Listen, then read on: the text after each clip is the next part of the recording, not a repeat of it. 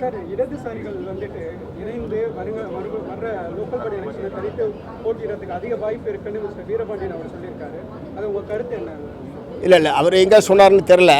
But தேர்தலை பொறுத்த வரைக்கும் நாங்கள் இப்போ யோசிக்கலன்றது ஏற்கனவே சொல்லியிருக்கோம். எல்லோரும் 3 பேரும் சேர்ந்து இது பண்ண போது சட்டமன்ற இடைத்தேர்தல், உள்ளாட்சி தேர்தல் இவைகள் சம்பந்தமாக இன்னும் எந்த முடிவும் எடுக்கப்படவில்லை. ஒருவேளை அவர் ஒருவேளை இப்படி சொல்லியிருக்கலாம். அப்படிப்பட்ட ஒரு நிலைமை ஏற்பட்டாலும் நாங்கள் தனியாக அனுப்போன்னு அவர் சொல்லியிருக்கலாமே தவிர, ஆனால் எப்படி இருந்தாலும் இடதுசாரிகள் சேர்ந்து தீர்மானிப்போம். சார், அவர் குதிரை பேரம் வந்து நடக்கிறதுன்ட்டு வந்து சொல்லியிருக்காரு.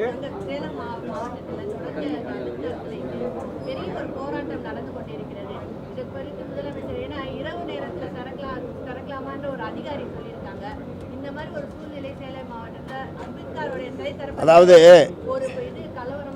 இதை விட அதில் முக்கியமான விஷயம், நீங்கள் சொல்கிறத விட அதில் முக்கியமான விஷயம், பிற்படுத்தப்பட்ட சமுதாயத்தை சார்ந்த மக்களும் பட்டியல் சாதி மக்களும் சேர்ந்து தான் இந்த அம்பேத்கர் சிலையை அங்கே அமைப்பது என்று ஆரம்பத்தில் முடிவு செய்திருக்கிறார்கள். பிற்படுத்தப்பட்ட சமுதாயத்தை சேர்ந்த மக்கள் அதற்கு ஏராளமான நிதி உதவி செய்திருக்கிறார்கள்.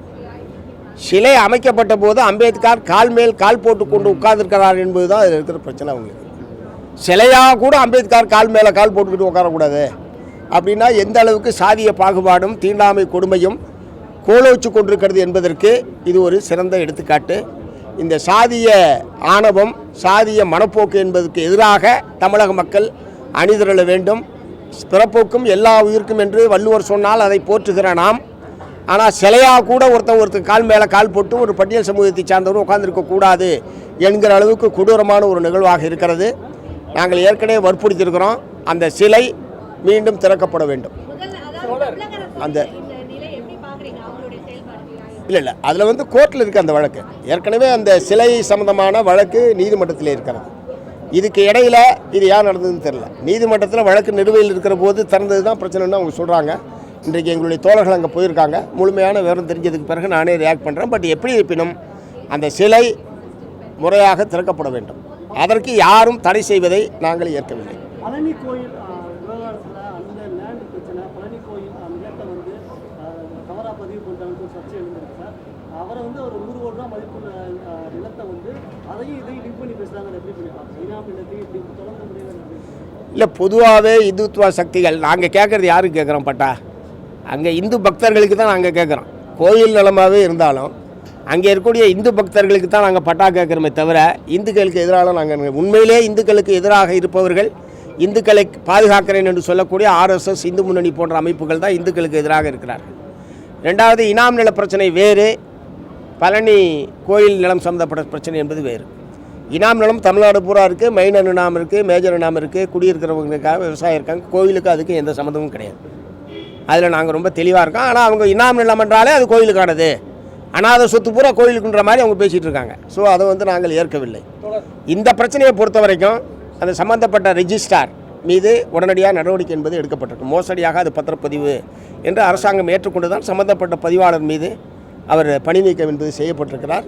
முறைப்படி அவங்க நடவடிக்கை எடுத்திருக்காங்க. போஸ்ட் எலெக்ஷன் சிபிஐ சிபிஎம் 2 கட்சிகளும் ஹார்ஸ் ரைடிங் பற்றின கேள்விகள் எழுப்பாமல் இருக்காங்க. இந்த குற்றச்சாட்டு இருந்தது. 2 நாளைக்கு முன்னாடி சிபிஐ வீரபாண்டியர் வந்து தெரிவிச்சிருந்தார், குதிரை பேரமானது கண்டிப்பாக கண்டிப்பாக வேண்டும். சிபிஎம்மோட நிலைப்பாடு இல்லை, குதிரை பேரத்தில் யார் ஈடுபட்டாலும் கடுமையான கண்டனத்துக்குரிய ஒரு விஷயம். இப்போ தானாக விரும்பி வந்து சேருவதற்கும் ஒரு ஆசை வார்த்தை கூறுவது அல்லது குறிப்பிட்ட தொகையை தருகிறோம் அதன் மூலமாக நீங்கள் வாங்கல் என்று சொல்வது எல்லாமே கண்டிக்கத்தக்க விஷயம். அது பொதுமக்கள்கிட்ட கோபம் வரணும் சார். நான் ஓட்டு போட்டு தேர்ந்தெடுத்த எம்எல்ஏ 20 நாளே ராஜா போட்டு போகிறோன்னா ஊர் தொகுதி மக்கள் அவங்கள கொண்டு போய் அவங்களுக்கு எதிராக கிளந்திருந்தால் அந்த பிரச்சனைலாம் நடக்காது. மக்கள்கிட்ட கோபம் வரணும். ஏன்னா மத்திய அதாவது யூனியன் கவர்மெண்ட்டில் இதே மாதிரி அவங்க விரும்பி கட்சி மாறும் பொழுது சிபிஎம் சிபிஐ ரொம்ப தீவிரமாக கண்டிச்சாங்க. தமிழகத்தில் அந்த மாதிரி ஒரு கண்டிப்பு நாங்கள் கண்டிக்க தான் செய்கிறோம். ரெண்டாவது, இவங்க ராஜினாமா பண்ணிட்டு வராங்க. அதுக்கு வித்தியாசம் இருக்குது. பிஜேபி எம்பி எம்எல்ஏக்கள் பதவியில் இருந்து கொண்டே அப்படியே 2ஆக உடைப்பது, 3ஆக உடைப்பது, அப்படியே கொத்தாக கொண்டு வந்து சேர்த்துக்கிறது, அதன் மூலமாக தங்களுடைய பலத்தை பெருக்கிக் கொள்வது என்கிற அணுகுமுறையை பிஜேபி மேற்கொள்வதும், இவர்கள் ராஜினாமா செய்துவிட்டு அதிமுகவில் இருக்கக்கூடிய உட்கட்சி பிரச்சனையும் அதோடு சேர்ந்து இருக்கிறது. அதையும் இதையும் சமப்படுத்தக்கூடாது. சார் பிஜேபி டோன் தான் வந்து இங்கே இருக்க ரூலிங் பார்ட்டி பண்ணுதுன்னு சொல்கிறாங்க. அதாவது பிஜேபி வந்து எப்படி முக்து காங்கிரஸ்ன்னு சொல்லிட்டு இருக்கோமோ அதே மாதிரி இங்கே இருக்க சீனியர் லீடர் ஆதவர்ஜனால வந்துட்டு 90% ஏடிஎம்கே ஆளுங்க இங்கே தான் இருக்காங்க, அவங்க தீர்த்து போன சக்திலாம் சொல்கிறாங்க. இது ஒரு ஜனநாயக போக்கான இது பார்க்குறீங்களா? இல்லை ஒவ்வொரு கட்சியை பற்றியும் ஒவ்வொரு கட்சிக்கும் ஒரு மதிப்பீடு இருக்கலாம், கருத்துக்கள் இருக்கலாம். இன்னொரு கட்சியை பற்றி சொன்னதுக்கு நான் கருத்து சொல்ல முடியாது.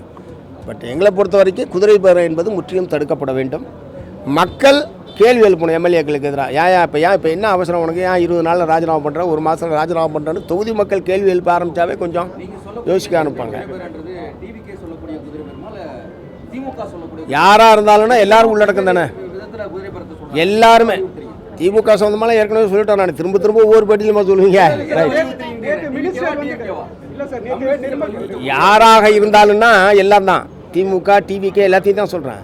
நாங்கள் ஒன்றும் ஆரம்பத்துலேருந்து அது வந்து எதிர்த்து தான் இருக்கோம். நீங்கள் ஆரம்பத்தில் கடுமையாக எதிர்த்தீங்க, அதுக்கப்புறமா ministers MR Vijayabaskar, former minister MR Vijayabaskar, C Vijayabaskar வந்து ரிசைன் பண்ணிட்டு அதுக்கப்புறமா இல்லை, அதிமுகவுடைய உட்கட்சி பிரச்சனையின் விளைவாக பலர் வெளியேறி கொண்டிருக்கிறார்கள். அது ஒரு யதார்த்தமான உண்மை. திரு எடப்பாடி அவர்களுடைய தலைமையை பிடிக்காமல் பலர் வெளியேறி கொண்டிருக்கிறார்கள். இவங்கெல்லாம் முழு நேரமாக அரசியலே இருக்கக்கூடிய ஆட்கள். வேறு எங்கேயாவது ஒரு இடத்துல போய் சேர்ந்தாங்கன்னா அவங்களுக்கு பொறுத்த அவங்க போய் அங்கே சேர்றாங்க. பட் அதில் நீங்கள் சொல்கிற மாதிரியான தன்மையில் அது இருந்தால் கண்டிக்கத்தக்கது. செய்திகளை உடனுக்குடன் தெரிந்து கொள்ள கீழ்கண்ட கேபிள் மற்றும் டிடிஹெச் நெட்வொர்க்குகளில் எம்நாடு செய்தி தொலைக்காட்சியை காணுங்கள். பாதகம் செய்பவரை கண்டால் நாம் பயம் கொள்ளலாகாது பாப்பா. மோதி மிதித்து விடு பாப்பா, அவர் முகத்தில் உமிழ்ந்து விடு பாப்பா. அண்மை செய்திகளை உடனுக்குடன் தெரிந்து கொள்ள இணைந்திருங்கள் எம்நாடு தொலைக்காட்சியுடன்.